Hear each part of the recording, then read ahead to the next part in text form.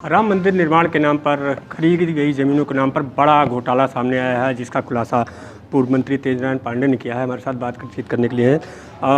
किस तरीके से घोटाला है और क्या आपने किस तरह का खुलासा किया आज? बैनामे की कॉपी, रजिस्टर्ड एग्रीमेंट की कॉपी आप लोगों के सामने है। 18 मार्च 2021 को शाम को 7:15 पे ट्रस्ट एक एग्रीमेंट कराता है और वो एग्रीमेंट होता है 18.5 करोड़ में। और जो घोटाले को साक्ष्य को सामने ला रहा है वो मामला ये है कि उसी के 10 मिनट पहले उस ज़मीन का बैनामा होता है 2 करोड़ रुपए में। और जब ज़मीन का बैनामा होता है तो जो उसमें 2 गवाह रहते हैं, उसमें पहले गवाह हैं ट्रस्ट के ट्रस्टी अनिल मिश्रा जी और दूसरे गवाह हैं अयोध्या के मेयर ऋषिकेश उपाध्याय जी। और 5-7 मिनट के बाद जब रजिस्टर्ड एग्रीमेंट होता है तो उसमें भी 2 गवाह हैं। उसमें पहले गवाह अनिल मिश्रा जो तीर्थ क्षेत्र ट्रस्ट के ट्रस्टी हैं और दूसरे अयोध्या के मेयर ऋषिकेश उपाध्याय।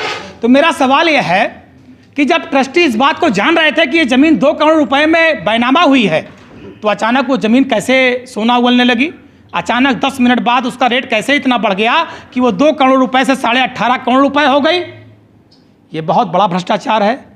120 करोड़ लोगों के साथ ये धोखा है। हिंदुस्तान, उत्तर प्रदेश, अयोध्या में रहने वाले लोगों के साथ धोखा है, राम भक्तों के साथ धोखा है। लोगों ने अपने पेट काट कर सहयोग किया था प्रभु श्री राम के मंदिर के लिए, और लोग मंदिर के बजाय अपना पेट भर रहे हैं, अपनी तिजोरी भर रहे हैं। इस मुद्दे की मैं देश के माननीय प्रधानमंत्री से मांग करता हूं, सीबीआई जांच होनी चाहिए और सीबीआई जांच कराकर जो भी दोषी हैं, जिन्होंने प्रभु श्री राम के नाम पर पैसा खाया है, धोखेबाजी की है, धोखाधड़ी की है, राम के नाम पर छलावा और लूट की है, उनके सब के खिलाफ कड़ी से कड़ी कार्रवाई करके उन्हें जेल भेजा जाना चाहिए। ये मैं कहना चाहता हूँ। ये ज़मीन कहाँ है और कितनी ज़मीन है? ये ज़मीन अयोध्या में है और सारा लिखा पढ़ी में है। आप इसका बैनामा और एग्रीमेंट पढ़ लीजिए, सारा उसमें लिखा कितनी ज़मीन है, कहाँ पर है। ये सारी ज़मीन अयोध्या में है।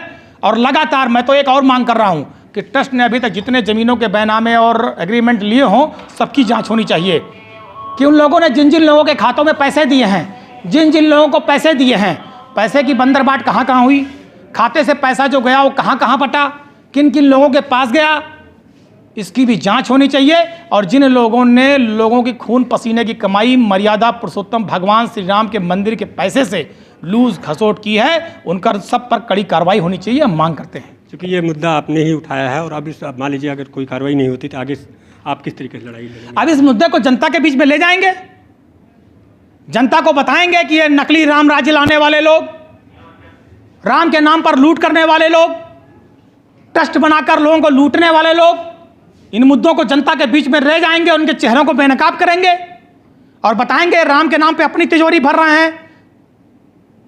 जनता के बीच में इनकी काली गुजारियों को रखेंगे और मुझे विश्वास है पूरे प्रदेश और देश की जनता इस लड़ाई में हमारा साथ देगी और इनके मुंह को काला करेगी। जिन लोगों ने पैसा चुराने का काम किया है, जिन लोगों ने भ्रष्टाचार करने का काम किया, जिन लोगों ने मर्यादा पुरुषोत्तम भगवान श्री राम के साथ लूट घसोट की है, उनको न प्रभु माफ करेंगे न प्रभु श्री राम की जनता माफ करेगी। धन्यवाद। जिस तरीके से बहुत बड़ा सवाल उठा है, क्योंकि राम के नाम पर जो लूट हो रही है उसको लेकर पूर्व मंत्री ने सवाल उठाए हैं और उनकी मांग है कि इस पूरे मामले की जो है सीबीआई जांच की जाए और जिसमें जो भी दोषी हो उनके खिलाफ सख्त कार्रवाई की जाए। कैमरामैन दृष्टांत हेम के साथ संजीव आजाद, भारत समाचार, अयोध्या।